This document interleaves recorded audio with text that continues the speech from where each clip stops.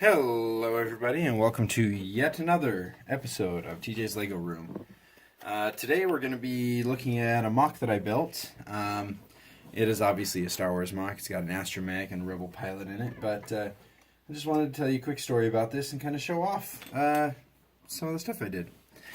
So, this is a redesign of a ship that I originally made several years ago. And it was back before they had these really cool cockpit with the hinges on the front.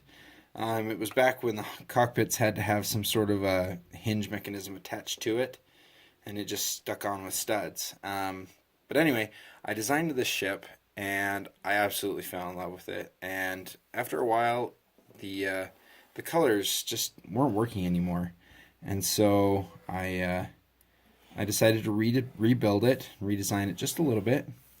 Make it a little bit more smooth, a little bit more streamlined, and this is what we ended up with.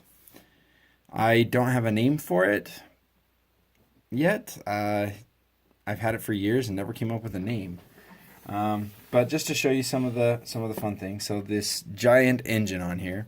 The idea of this ship originally was that you would actually start with a speeder. And if you can just imagine that big gun on the side is gone, then it'll make a little bit more sense. But imagine that you had some civilian speeder, no gun there, and you're just flying around. Well, the rebels get a hold of it, like they did with the snow speeder, and they decide that they want to make this thing a little bit more military heavy. So they add this giant cannon on it. And an astromech on the other side to help you pilot the thing. And then they decide that if this ship could go into hyperspace, that'd be even better.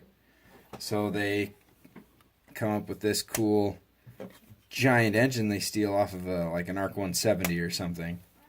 And ta-da, you've got your giant ship. Now, one thing I do have to still do on this is I do have to cheat a little bit and add this little brace right here. The click hinges that operate on this thing just aren't perfect. But we get that on there and it's nice and solid. Super swooshable.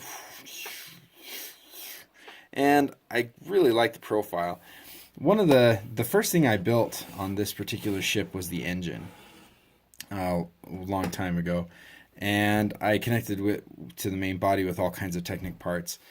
But this version uses a lot more studded pieces to connect it to the rest of the ship, and then obviously the click hinges that are modular. So after I built this ship, redesigned it, and got it done, I went, you know what? I love this. I really love the way it works. I was able to get this technique. So I've got this cockpit here, and behind him is a transparent clear radar dish that kind of gives him a very wide field of vision, so you can kind of even see behind him and through the cockpit or past the side of the rear fin to kind of see inside it, and give it a cool technique to be able to give him a good line of sight, even though that engine takes up so much of his line of sight. I've actually spent time putting my head right next to this thing and trying to see how bad it would be to have this engine here. And that's why I ended up putting the astromech over on the side, is because you couldn't see that half of the ship.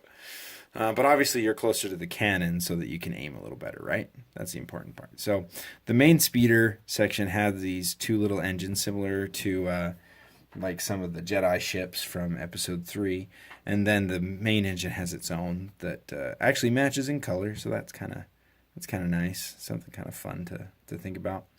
But then after I got this all done, I said, you know what? I think I have enough to build another one of these engines. And so I did. Ta-da! Look, I built another engine. I started thinking of whether or not I could build another pod and like do it as the opposite side or something like that. And what I ended up finding out is that I didn't want to do that. But instead, I wanted to make this thing uber ridiculous and just put it together. And once again, I do have to add this little piece on the bottom just to connect it and make it nice and solid for swooshing. With five and a half kids, you definitely want to make sure your mocks are built pretty solid. So then stick that back on there, and there you go. You have a giant, absurd starfighter that would not be practical in any way, but gee whiz, look at the engines on that sucker. Isn't that amazing? I don't know. Maybe it's not. I was super excited at how well it turned out. I know I'm tooting my own horn a little bit, saying, hey, look how amazing that is. Look how amazing I am. Gosh. Wow. I bet I sound like a jerk. But hey, I'm really proud of this. And you should take pride in your work, right? Or be well pleased with your work. However you want to say it. So I really like... I mean, there are some gaps in the ship. If you look at it from the top, you can see some holes in the ship and stuff. But just the size of those engines on that thing, man. I mean, it's just gigantic. It's like strapping yourself to a couple of pod racing engines or something, right? I used a lot of wheel pieces to put this all together. So I've got a couple of wheels here. I think I got those off of an Exonite ship or vehicle. And then just a couple of normal engine pieces here, and then some circles and cones to kind of finish it off. And once again, all of it's connected together just by click hinges. It did actually take me a couple of tries before I realized that I had actually swapped the wrong click hinges on this side and this side in order to tie it together. So it would have had two engines next to each other over here, which actually sounds kind of cool. I kind of want to do that now too. But this is traditionally how the ship was designed. I went through a little bit of a phase a while ago to have non-symmetrical ships, and I gotta tell you, it's actually a lot of fun not to have the same constraints as trying to build a perfectly symmetrical ship, but kind of like the Millennium Falcon or the Millennium Falcon. Yeah, I guess that's one of the only non-symmetrical ships in Star Wars. Anyway, it's kind of like that. Just a lot of fun to do, and if you take away some of those constraints of traditional building, you actually end up with some pretty cool stuff occasionally. So hope you liked it. We'll give you one more look at the bottom here.